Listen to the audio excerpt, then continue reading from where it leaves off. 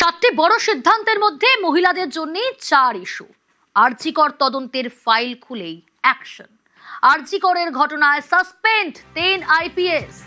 আরজি কর কাণ্ডের সময় সিপি বিনীত গোয়েল সাসপেন্ড, তৎকালীন DC central Indira Mukhopadhyay suspend, তৎকালীন ডিসি নর্থ অভিষেক গুপ্তাকে সাসপেন্ড।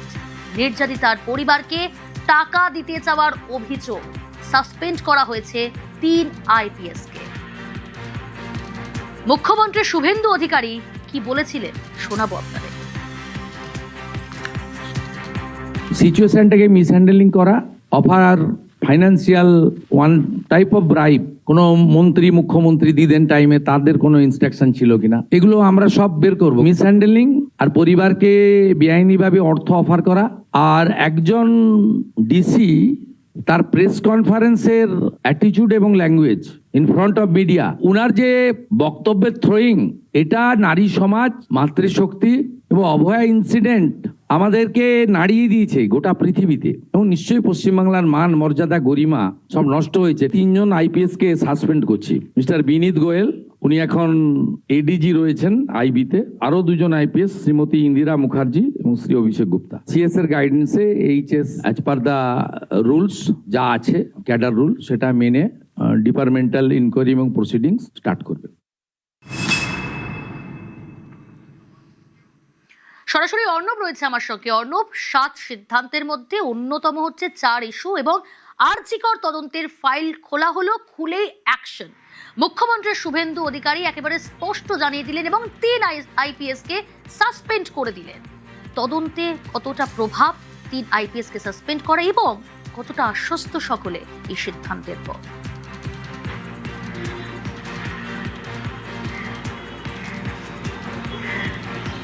দেখো, মুখ্যমন্ত্রী শুভেন্দু অধিকারীর এই কড়া এবং স্পষ্ট বার্তা, এবং যেখানে একটি শব্দ তিনি বারবার বলছিলেন, মিস হ্যান্ডেল, অর্থাৎ কলকাতা পুলিশ কমিশনার সেই সময়কার বিনীত গোয়েল আইপিএস অফিসার, পাশাপাশি ডিসি সেন্ট্রাল এবং তৎকালীন ডিসি নর্থ, আমি যেখানে এই মুহূর্তে দাঁড়িয়ে রয়েছি এই জায়গার, এই 3 আইপিএস অফিসার মিস হ্যান্ডেল করেছেন, অর্থাৎ অপব্যবহার করেছেন পুলিশের ক্ষমতা ঘুষ দেওয়ার মাধ্যমে, এবং একই সঙ্গে পুলিশ কমিশনার যে কাজ করার কথা ছিল বা প্রেস কনফারেন্স করে ডিসি সেন্ট্রাল যে কর্তব্য দেখিয়েছেন, সেটা আদতে কোনো রিটেন ইনস্ট্রাকশনই ছিল না।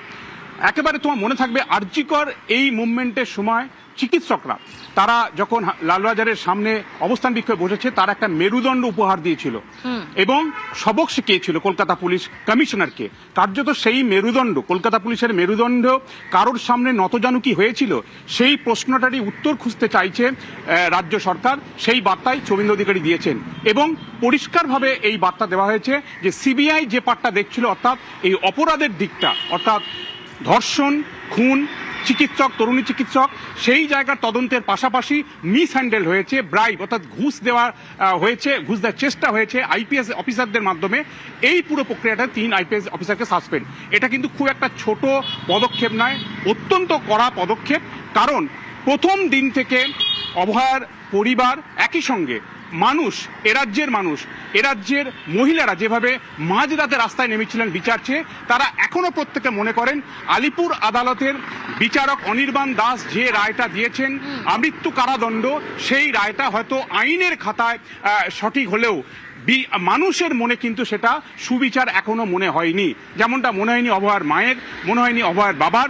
একই রকমভাবে আমাদের রাজ্যের একাধিক মা বাবা তারা মনে করছেন অভয়ার বিচার সঠিক ছিল না।